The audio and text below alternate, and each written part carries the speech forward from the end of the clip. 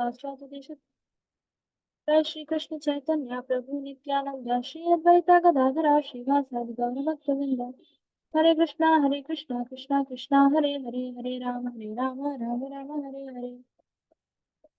Yeah, nice. It was just till noon. Yeah, so nice. Let's begin with the Kirtan. Ramchandra रघुवीरा Ramchandra रणधीरा Ramchandra रघुवीरा Ramchandra रणधीरा Ramchandra Raghunatha Ramchandra Jagannatha Ramchandra Raghunatha Ramchandra Jagannatha Ramchandra रणधीरा Ramchandra Raghurama Ramchandra रणधीरा Ramchandra Raghurama Ramchandra मम बंधु रामचंद्र दय सिंधु रामचंद्र मम बंधु रामचंद्र दय सिंधु रामचंद्र रणधीरा रामचंद्र रघुवीरा रामचंद्र रणधीरा रामचंद्र रघुवीरा रघुरामा परंधामा रघुवीरा रणधीरा मम बंधु दय सिंधु मम देवा कुलदेवा हरे Krishna Krishna Krishna Hare Hare Hare Ram Ram Ram Hare Hare Hare Krishna Krishna Krishna Hare Hare Hare Ram Ram Ram Hare Hare. Okay, let's begin. One moment, let me share the screen. Dhruva Maharaj prayers, let's continue. I think in another 2 classes we will finish Dhruva Maharaj prayers. And then we can start with something else interesting.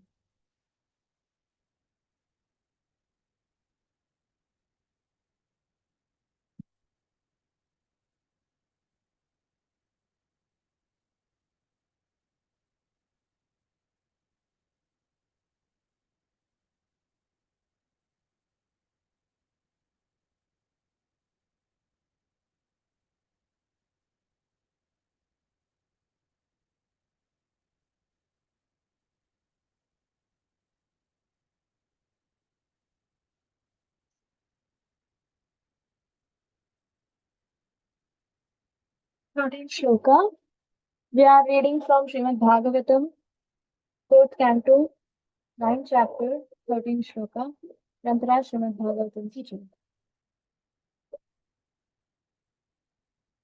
तिर्यान्नगद्विजा शरिश्रपदेव दैत्या मध्याधिपि परिचितं सदसद्विशेषं रूपं स्तविष्टम् अजते महादाद्यनेकं नाथ परमवेद्मि न यत्र वदः. My dear Lord, O Supreme Unborn, I know that the different varieties of living entities, such as animals, trees, birds, reptiles, demigods, and human beings, are spread throughout the universe, which is caused by the total material energy. And I know that they are sometimes manifest and sometimes unmanifest. But I have never experienced the supreme form I behold as I see you now. Now, all kinds of methods of theorizing have come to an end. Can anybody read the purport, please? I'll read, Mataji. Yeah, Hare Krishna. In the Bhagavad Gita, the Lord says that He has spread Himself throughout the universe, but although everything is resting upon Him, He is aloof. The same concept is expressed here by Dhruva Maharaj. he states that before seeing the transcendental form of the Lord, he had experienced only the varieties of material forms, which are counted at 8 lakh, 84 lakh species of aquatic birds, beasts, etc. The fact is that unless one engages in the devotional services of the Lord, it is impossible to understand the ultimate form of the Lord. It is also confirmed in the Bhagavad Gita 18, subsection 55. Bhaktya mam abhijanati, factual understanding of the absolute truth, who is the supreme person, cannot be obtained by any process other than devotional service. Dhruva Maharaj here compares his previous. Dhruva Maharaj here ये class compares. Inter disturb check Sorry, Hare Krishna. Dhruva Maharaj here compares his previous state of understanding with the perfection of understanding in the presence of the Supreme Lord. The position of a living entity is to render service unless he comes to the stage of appreciating the Supreme Personality of Godhead. He engages in the service of various forms of trees, reptiles, animals, men, demigod, etc. One can experience that one man engages in the service of a dog, another serves plants and creepers, another the demigods, and another humanity or his boss in the office. But no one is engaged in the service of Krishna. Aside from common men, even men who are elevated in terms of spiritual understanding are at the utmost engaged in the service of the Virat Rupa or unable to understand the ultimate form of the Lord. They worship voidism by meditation. Dhruva Maharaj, however, had been blessed by the Supreme Lord. When the Lord touched his conch shell to Dhruva's forehead, real knowledge was revealed from within, and Dhruva could understand the Lord's transcendental form. Dhruva Maharaj here admits that not only was he ignorant, but by years he was only a child. It would, sorry, Mataji.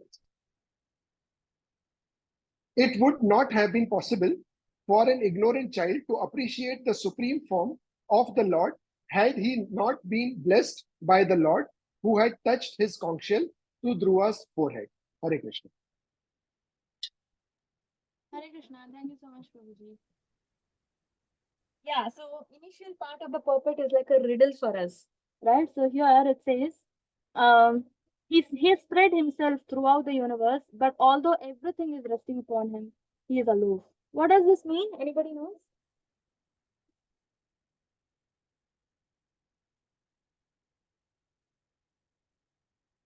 He is spread throughout the universe. That means he is there in this world. At the same time, he is not there in this world. What does this mean?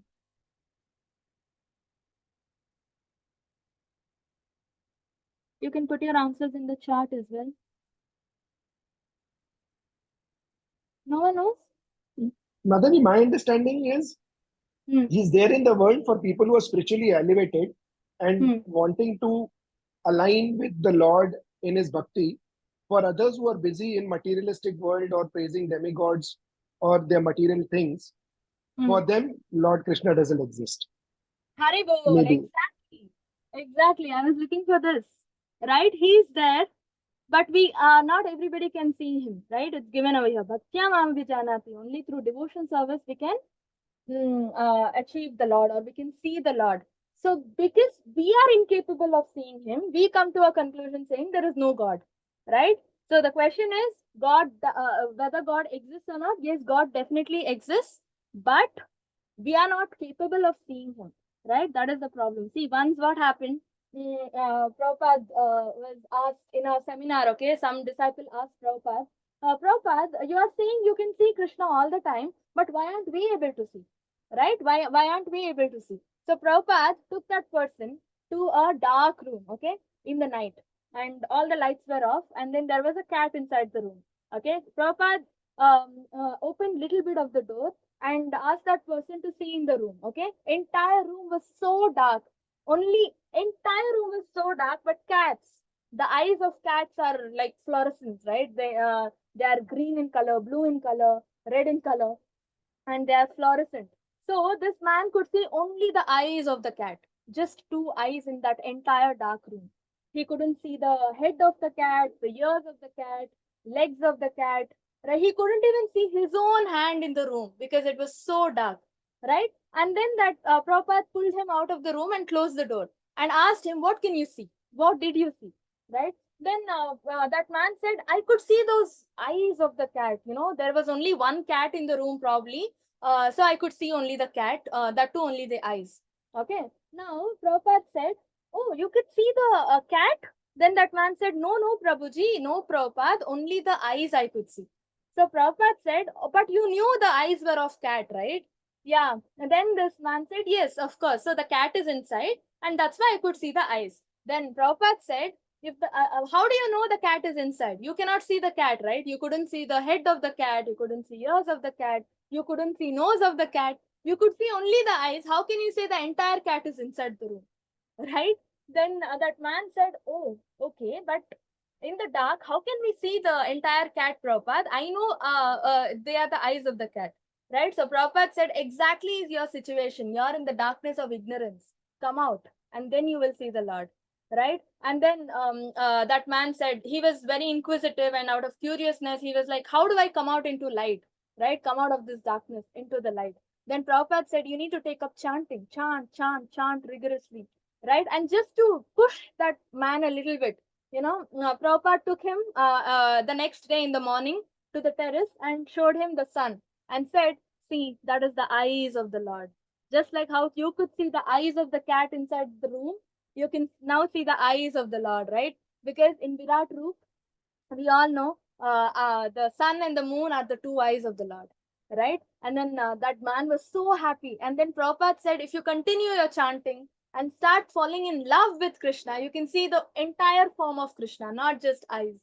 And that man was so happy. So that's exactly how our mindset is right now. We are, depending on our material conceptions or material perceptions to understand something which is not even within the material limit, right? How can our material logics work in spiritual world, right? Because spirituality is something beyond material world. It is transcendental, right?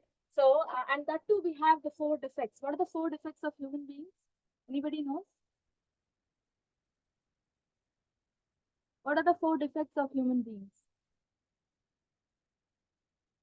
You can put your answers in the chat as well. Yeah, I got one answer. That is just one defect. Making mistakes is one defect. What are the other three defects? Cheating propensity. And making mistakes, cheating propensity. Yeah, senses are imperfect. Good. Next. Illusion. Haribol. Yes, Preeti Mataji. Right? You've got three. Senses are imperfect. Cheating propensity. We are illusioned.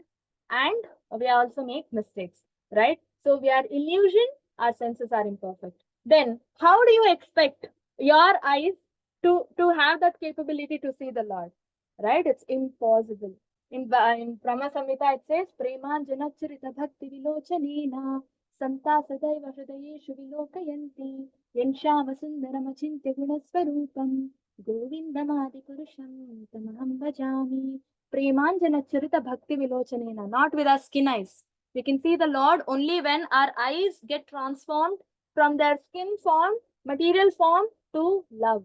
Right? When eyes are anointed with pure love and devotion for the Lord, pure love and devotion without any motivation, right? Ahaituki apratihata, without any motivation, without any desire, without any expectation in return, right? Just unconditional, selfless love, uninterrupted love for the lotus feet of the Lord. That's when you'll be able to see the Lord, right? Same thing is proved in Mahabharata also, like Bhagavad Gita. When Bhagavad Gita was being narrated, right? Krishna showed the universal form to Arjuna. After that, Arjuna said, "You come back. I can't see this. It's very scary and all," right? So what happened?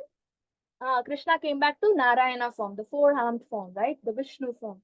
And then after showing Vishnu form, he came back to Krishna form, the two-handed form, right? Or the original form of the Lord. And then Krishna says, You know what? This particular form is very rare. The two-armed form is very rare, and only those who are intensely devoted, right? Only they can see this form. Otherwise, it's impossible, right? It's impossible. It's not easy to see the Lord, and just because we cannot see the Lord, we cannot come to some random conclusion, right? And here it's clearly stated there are 84 lakh species of life, and unless one unless a person comes to the stage of appreciating the Supreme Personality of Godhead, he will engage in the service of the Lord in various forms: trees, reptiles, animals, men, demigods, etc., etc. Right? So, here you can see animals, trees, reptiles, everything, including man, right? Including human form, including demigods, are all considered among these 84 lakh species. That means they are all belonging to the material world. You cannot say, oh, demigod, great person. No, demigods are also belonging to the material world. They also have death, birth and death. Right? Just that they will not have old age, jara and vyadi, disease, because they have nectar, right? Amritam. Only because of that, we, in earthly planets, lower planetary systems, we have all the four problems: Janma, Mrityu, Jara, and Vyadi. But they, demigods, because they have Amritam and they're extra blessed because they're extra devoted to the Lord and all that, they have just Janma and Mrityu. They do not have Jara, Vyadi. Okay, and but they are still coming under the platform of material world only. They are not somebody who is great. And men and demigods are treated on the equal level with trees and reptiles and animals. Can you imagine? Right? Then what is the real form of a human, of a living entity to serve the Lord? The real form is the Swarupa Siddhi, or the spiritual form that we have. We have some identity in Goloka or Vaikuntha. What is that identity? The moment you realize that identity, then you are said to be self-realized. Not just realizing, okay, I am a soul, I'm not a body. No, that is not going to be enough. Okay, you're a soul, then what is your position? What is your constitutional position?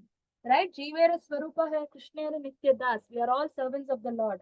What servant are you? Which servant are you? Are you a manjari? Are you a cow? Are you a grass? Are you a tree? Are you a fruit? What exactly are you in Goloka? How are you serving? That is what is called Swarupa Siddhi, and that is called self-realization, right? Otherwise, they are all on the same level.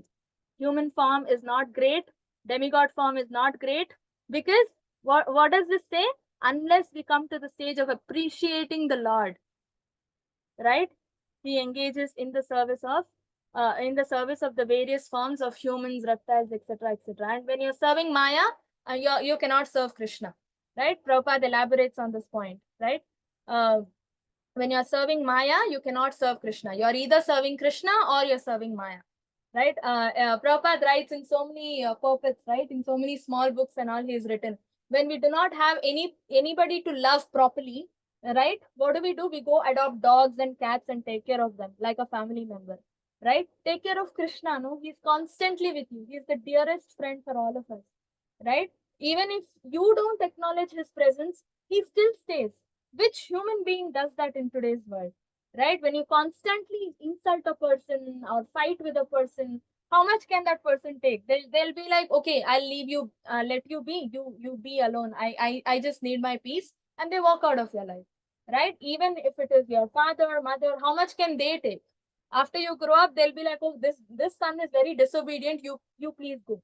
Right? So everybody will leave us one day. But Krishna, despite all our comments and everything else, lot of atheistic demoniac comments that we make, despite all that, he still continues to stay till we reach Goloka or Vaikuntha. He continues to stay with us in the form of Paramatma in our heart. Can you imagine? Even if we get a ghostly form, can you imagine a ghost, a devil form, right? Even if you get a devil form, even if you don't even have a proper form of on earth, if you're in Pitraloka or some devilish planets, hellish planets, even if you're in hell, Krishna as Paramatma will be present even in that particular body of you. Can you imagine? Right? He will not leave you and go. So that's why Krishna says, Sahridi Sarva Bhutanam. I'm there as a dear friend to all human beings or all living entities, including plants and animals. Right? But It's just that our inability, we are not even able to accept such pure friendship with the Lord, right? And atheistic philosophy, again, they say no, there is no God, God doesn't exist and all. So such people who are philosophical, right, in their own mental platform, if they're philosophical, they will start worshipping the Virat Roop or the nature. They consider nature to be everything, right? The nature is giving them rain, the nature is giving them grain, the nature is giving them fulfilling their necessities. So they consider nature to be the Lord. And nature, we all know in Bhagavad Gita, nature is nothing but Krishna himself. Krishna is the master of the material energy or the material nature, right? And Virat Roop is where everything that you see around at the material world is he manifests in the form of Virat Roop, just to show that we are all lying inside him, right? Some people say there is no Lord, this is just a creation and all that. We need to understand creation is not separate from the Lord, creation is inside the Lord. We read this in Bhagavatam as well, right? Karanadakshay Vishnu and Garbhodakshay Vishnu and Kshirodakshay Vishnu. It's from the navel of Garbhodakshay Vishnu planetary systems come. And the water, right? The Garbhodaka ocean, which is filled with water, is nothing but Krishna's sweat. Can you imagine? Right? So it's all him. We are lying inside him. Okay, and you can see in Bhagavatam third chapter, Canto 1, third chapter, if you read, it's all about creation, the external material creation, where it's described, up till thigh what is there, up till shoulder level what is there, on his head what is there, right? The all planetary systems, everything is lying inside him, inside the Brihat, the Vishnu form that we have, right? So creation is not outside the Lord, it's inside the Lord. So we are all inside the Lord and we cannot question his existence. Right? And yeah, because of the ignorant attitude, we question and all that. But yeah, Krishna is very merciful. The moment you surrender, how much ever sinful reactions you have, sarva papebhyo, Krishna says. Just surrender unto his lotus feet, and whatever sinful reactions we have, right, yet to be faced, yet to face, past ones, the present ones that we are facing, the ones that are in bija form, that they have not, the reactions which are not yet manifested, every kind of sinful reactions will be forgiven and we will be free just by surrendering. Okay, whatever amount of sins you've done, whatever extent of sin it is, nothing matters to the Lord, right? He will forgive us, and all we have to do is just surrender to him, right? Yeah. So next shloka.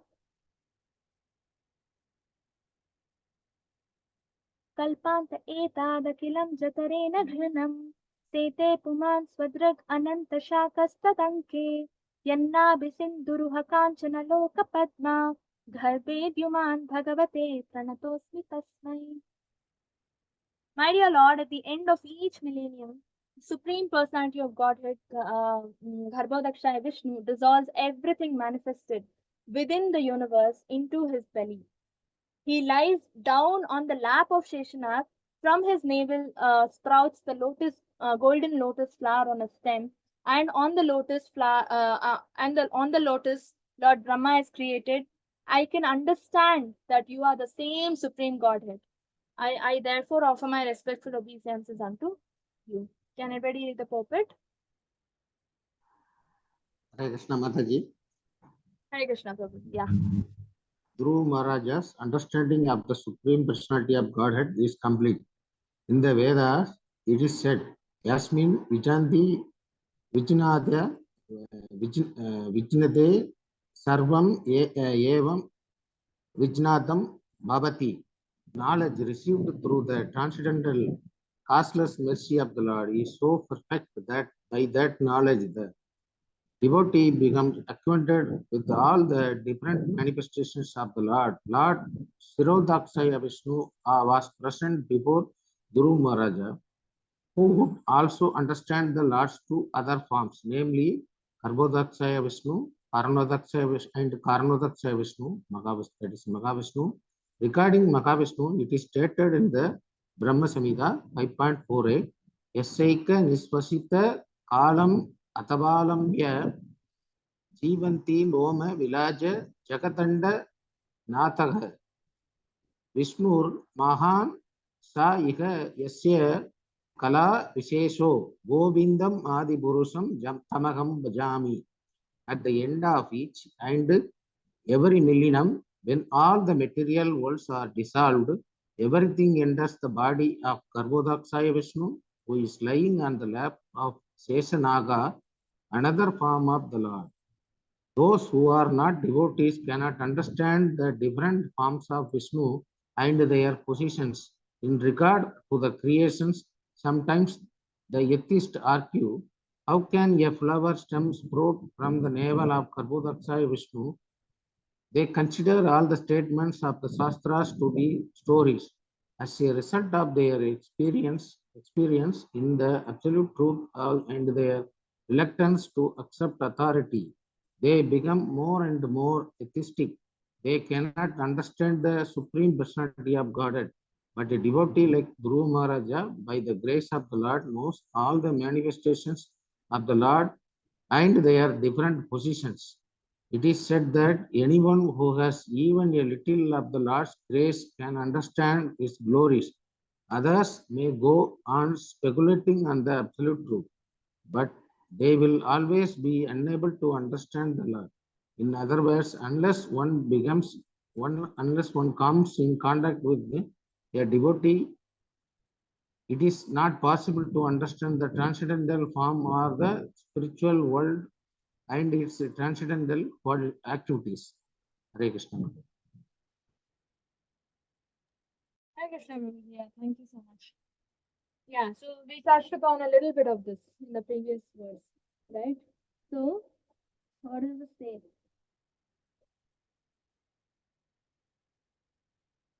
The last verse, the previous verse said, everything rests upon him and he is aloof and he is spread throughout the universe, right? He is spread throughout the universe. But we all know Krishna is present in Goloka, doing his transcendental leelas, right? With gopis and Radharani and everybody. Then, how is he spread throughout the universe? Anybody knows? Krishna is constantly dancing with the gopis there in Goloka.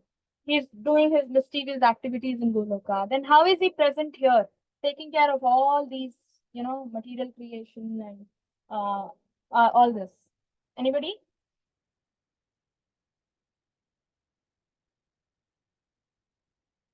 He's present as the Paramatma within our hearts, Mataji. Yeah. So Paramatma is creating, or who exactly is creating the universe, and who is taking care of all this?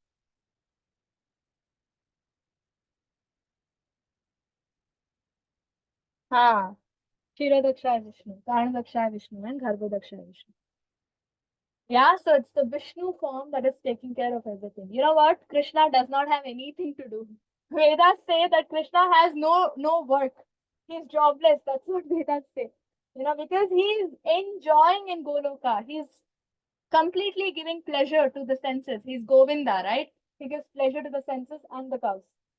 So he's busy, completely enjoying with his devotees, giving constant happiness, eternal happiness to all his devotees present in Goloka. Right? So that's why what has he done? He has outsourced all these things to other people, his expansions, right? Creation, maintenance, dissolution, everything is being outsourced, right? So who is he outsourcing it to? His very own expansion, right? So Krishna who is the first expansion of Krishna? Anybody knows? Krishna first expands into who? Balram? Yeah, Balram. Hare Krishna. Hari Bol. Yeah, Balram or Baladev, right? He expands to Baladev. And then what happens? Baladev expands to? Sankarsana? And? Baladev expands to? Yes, Sankarsana. Sankarshna and three others. So the first Chaturbhyuha is formed, right? The quadruples. So Sankarshna, Pradyumna, Aniruddha and Vasudha, right? So the first Chaturbhyuha is formed. And now this Sankarshna from this first quadruple, right? The Sankarshna expands into Narayana. So Narayana further expands into Mahasankarshna. Okay, that is the second Chaturvyuha is formed. Vasudeva, Aniruddha, Pradyumna, and Mahasankarshna. It's Mahasankarshna this time. In the second Chaturvyuha, second set of quadruples, right? And then that Mahasankarshna expands into the three Purushavasaras, that is Karanadaksha Vishnu, Garbhodaksha Vishnu, and Kshirodaksha Vishnu, right? And these three Purushavasaras take the complete responsibility of creating the material universe, maintaining and dissolving it as well, right? It's so he's outsourced this job to Vishnu. So Krishna and Vishnu are not the same. Many people have this doubt. Krishna is not the incarnation of Vishnu. Krishna is the source of all incarnations. He is the fountainhead of all incarnations, and Vishnu is just one incarnation of of Krishna, right? So that's why Sri Mahavishnu is what we call Karanadaksha Vishnu, is an expansion of Krishna, right? And so that's why Prabhupada defines the difference between Vishnu and Krishna. Okay, so Vishnu is God at office. Now, when we have to work, right, then it's the Vishnu form that works. And but Krishna is like a person at home, like a father, right? When father goes to office, the child cannot keep calling the father and disturb, no, and talk and play with their father and things like that, because he is in office. So he will have that kind of atmosphere, right? An official atmosphere. He's in office, he needs to work and all that. So he's very focused on his job. He gives very less importance to his family as long as he's in office, right? When he goes home, then he is that sweet loving father, playing with his children, taking care of his children, right? And children can talk to him and all that, right? That is Krishna. So father at home is Krishna. The same father at office is Vishnu, right? So Vishnu has limited association. We cannot serve Vishnu in Madhurya Bhav, Sakhya Bhav, Vatsalya Bhav. There's only Dasya and Shanta, right? Only these two bhavs is there in Vishnu. When you have to serve in Vaikuntha to Vishnu, because Vishnu is a four-armed form. He will be sleeping with so many jewels and everything on Adishesha. Lakshmi Devi will be there, right, taking care of his feet and all that. So many jewels and holding Shanku Chakra Gada Padma with that big crown or helmet or whatever we call, right? So he's constantly sleeping, he's taking rest and he accepts service, right? So that is the form. How can we go and make friends with somebody who has four hands, right? And Madhurya Ras is even more not possible. Vatsalya Ras though is it's out of the scene, because he is the Lord there. He cannot become a small child for us to go and offer Vatsalya Ras, right? So all this is not possible in Vaikuntha. That's why if a devotee sincerely wants to serve the Lord or love the Lord, he prefers going to Goloka and offering services in all the five rasanas. Krishna accepts service in all the five rasanas, right? Madhurya, Shanta, Dasya, Sakya, Vatsalya, Madhurya, all the five rasanas, right? So, first thing, it's Karanadaksha Vishnu who creates the material universe, as in he assimilates all the ingredients needed for creation using Mahat Tattva, right? Mahat Tattva or the total material creation, right? Everything, all the ingredients needed is there in Mahat Tattva. Okay, and he is the one who assimilates everything. Okay, and then he creates the universe, material universe. Okay, multiple material universes are there, and he creates all of them. And then he expands into Garbhodaksha Vishnu. And Garbhodaksha Vishnu, he has Karanadaksha Vishnu does not have Adishesh and all that. Okay, he's also called Sri Mahavishnu. And when he expands to Garbhodaksha Vishnu, he has Adishesh or Anantashesh. He'll be sleeping, okay, on Anantashesh's lap, and he will also have Lakshmi Devi to offer him Pada Sevana, right? And then from his navel, okay, a lotus flower, golden lotus. Okay, it's not an ordinary lotus. A golden lotus comes out. Okay, it's born from his navel. So the stalk comes out first, and then it's a long stalk, and then on top of the stalk there is lotus flower, which is golden. Okay, and then on the lotus flower, Brahma is born. Okay, so Brahma is born. That's why Brahma is called Swayambhu, because he does not have a father and a mother. He is not born like us, right? Vishnu alone creates Brahma. So, some senior devotees say that Lakshmi Devi was sitting right there at his feet. But Garbhodakshay Vishnu did not take help of Lakshmi Devi to create a child, right? Brahma is a child, first child of Vishnu, right? He did not take help of Lakshmi Devi. He created alone. That means what? He is Atma Rama. He is self-satisfied. He does not need anybody for anything. He is constantly being served by his internal potency, pleasure potency, or Hadini Shakti. He does not want anybody's service, anybody's help in doing anything, even to produce a child, Brahma, right? He did not take help from Lakshmi Devi. He produced it all alone, right? Through the lotus, right? So that's why Brahma is called Swayambhu, because he was not born like you and me. He was born from a lotus through Vishnu, right? And then on the stalk, right, the 14 planetary systems are created. So in every universe, I told you, Karnadaksha Vishnu creates multiple universes, right?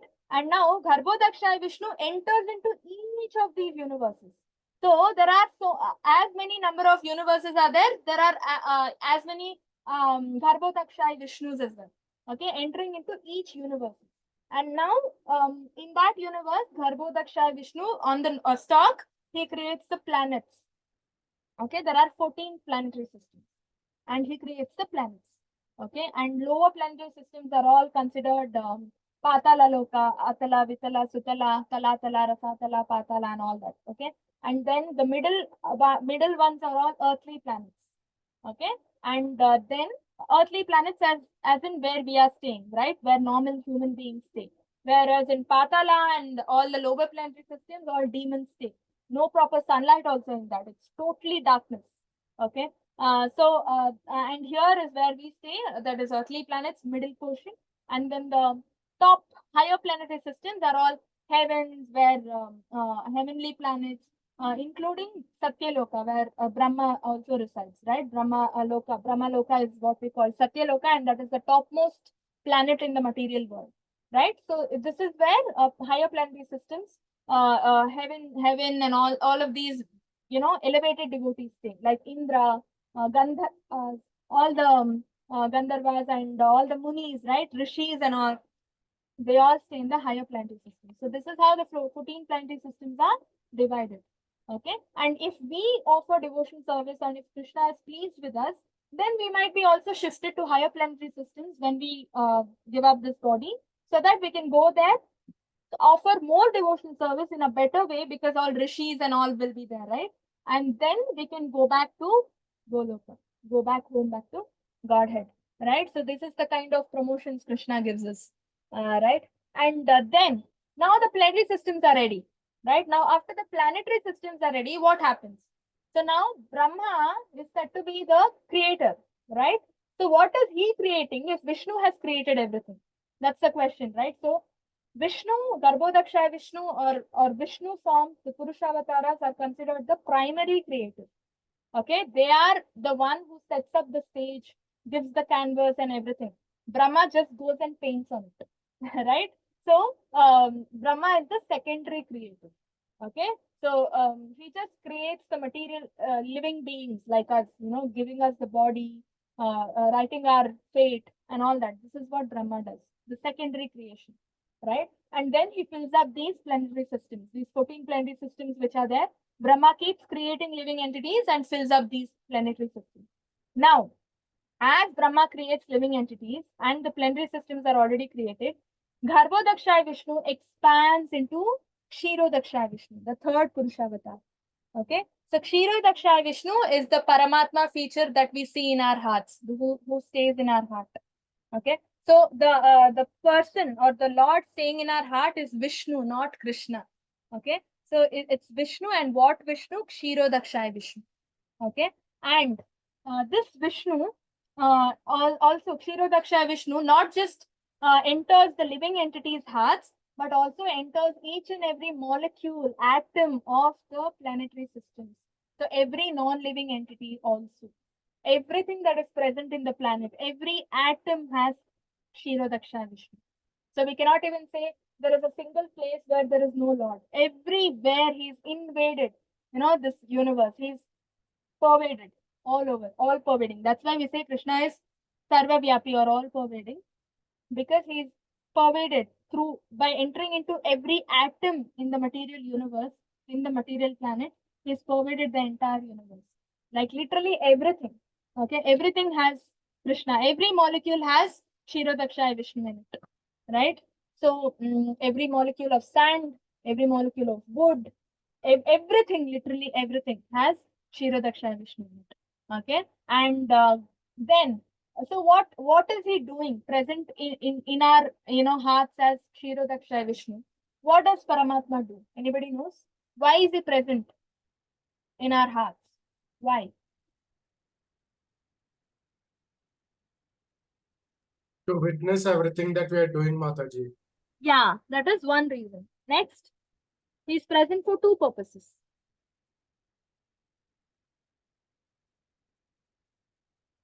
One is to witness. He stays as a silent witness, doing everything that we are doing. Seeing everything that we are doing. Next, what is the next purpose?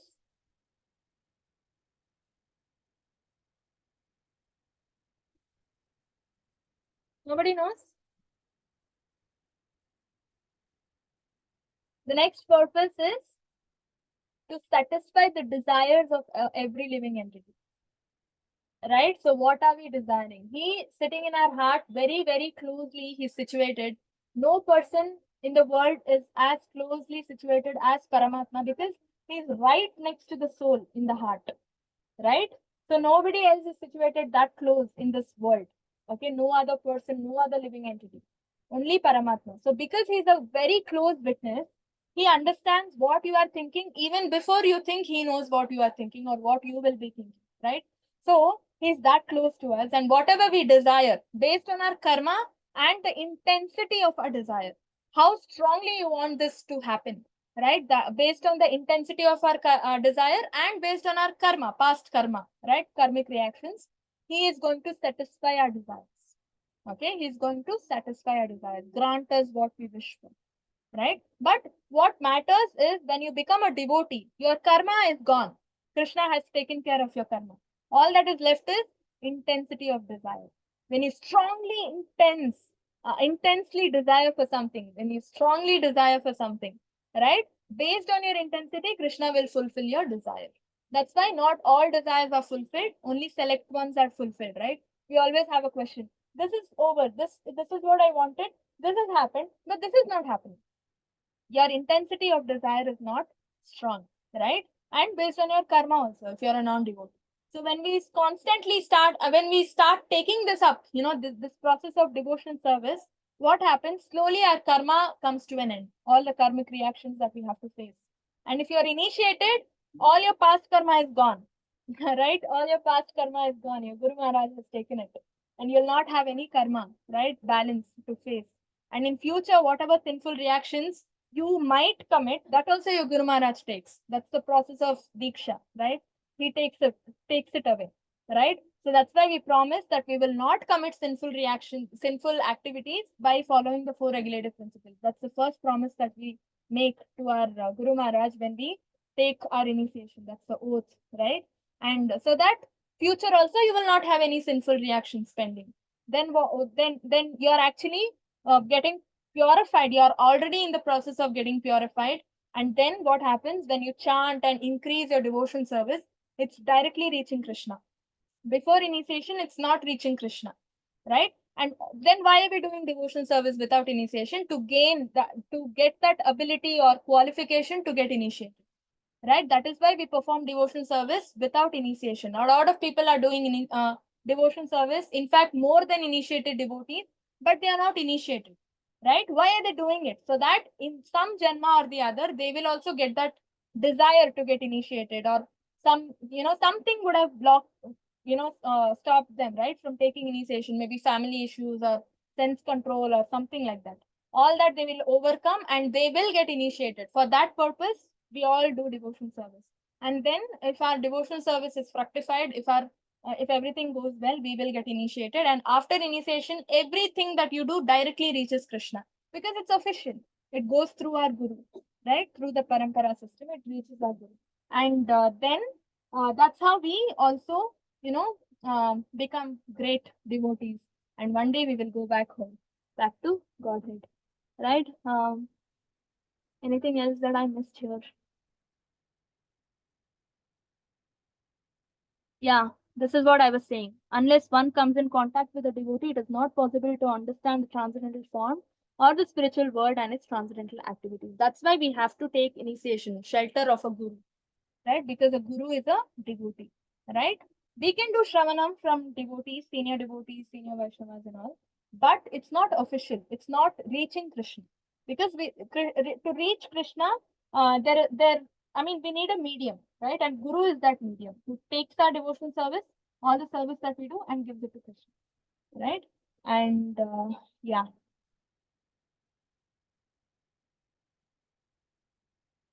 I think we can stop here. We will do this in the next class. Okay. Any questions? Anybody? Because this is pretty long again. Any questions? Anything you want to add?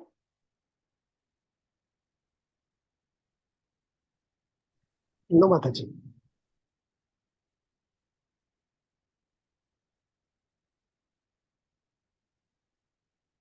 Yes, Renuka Mataji. Hello. Can you share the attendance sheet, please? I joined late. Sorry for that. Attendance, okay. Today, actually, Guruvar Prabhuji is not there, Mataji. So, Okay. No attendance, problem. I will take screenshot probably at the end of the class and I'll record it. Hare Krishna. Hare Krishna. Mataji. Okay, no other questions, we can end. वाञ्छाकल्पतरुभ्यश्च कृपासिन्धुभ्य एव च पतितानां पावनेभ्यो वैष्णवेभ्यो नमो नमः. Anantakoti Vaishnav ki jai, Srila Prabhupada ki jai. Thank you all for joining. Hare Krishna. Hare Krishna. Hare Krishna Mataji, Dandavat Pranam. Hare Krishna. Hare Krishna.